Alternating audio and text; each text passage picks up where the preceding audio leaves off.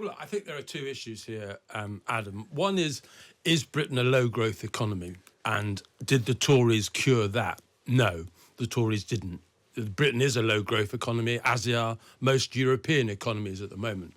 But the idea that somehow this inheritance is particularly bad, I think, is nonsense. What we're talking about here is a £1 trillion budget, which is the size of the British state, and we're talking about rounding errors, really.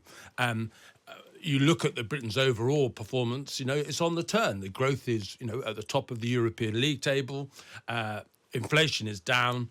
And to look at departmental overruns when you don't look at, you're looking at the part of the financial calendar when you haven't got the underruns either. It's sort of one side of the coin. I'm willing to criticise my own side. I think Labour have overall made a really solid start in government. It's been competent, it's been efficient, it's been effective. I didn't like yesterday. I thought it was very political. I thought it was very mean.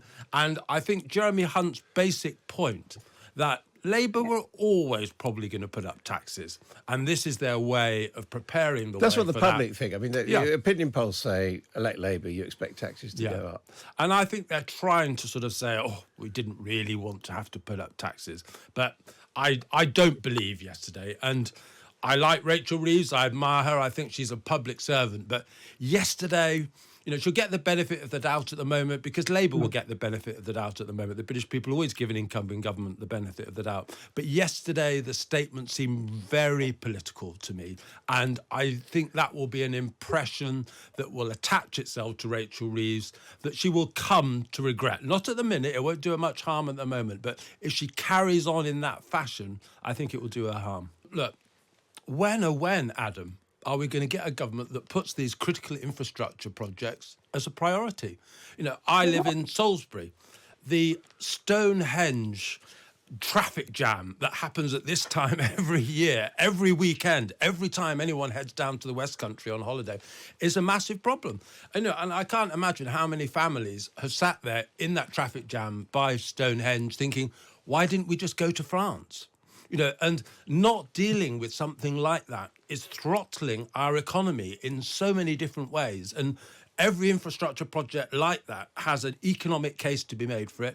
But again and again, I'm not just criticising Labour here, the Tories have delayed these projects as well. When are we going to say these projects have to become our number one priority? This isn't a HS2 project, which is difficult to execute. This is a relatively straightforward project to happen. We just never put it at the front of the queue. And our economy, our tourist industry, our whatever, always suffers.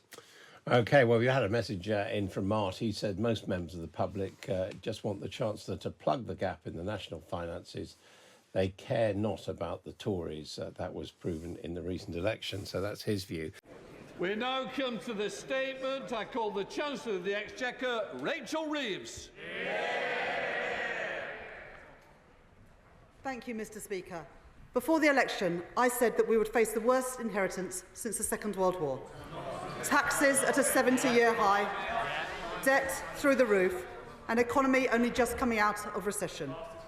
Mr. Speaker, I knew all of these things. I was honest about them during the campaign and the difficult choices that it meant. And the British people knew them too. That is why they voted for change.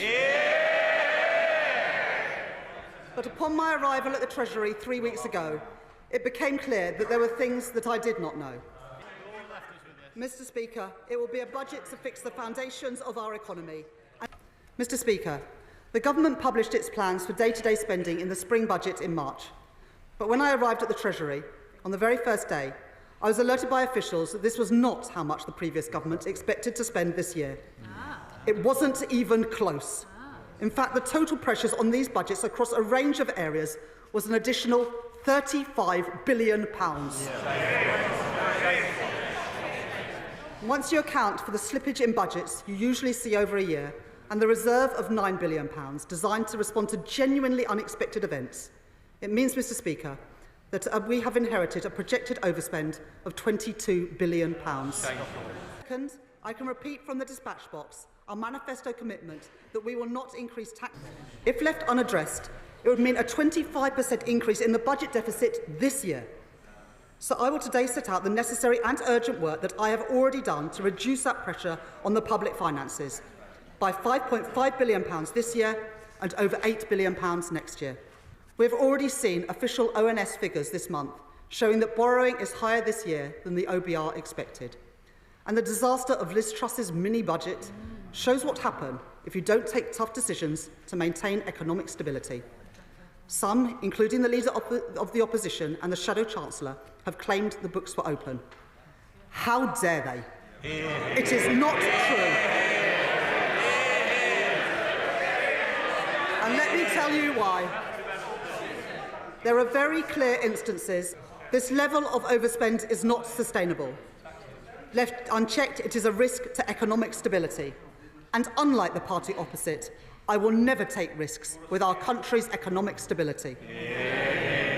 So it therefore falls to us to take the difficult decisions now to make further in-year savings. That process, final budgets for this year and budgets for next year, 2025-26, I am announcing today that I will hold a budget on October the 30th, alongside a full economic and fiscal forecast from the Office for Budget Responsibility.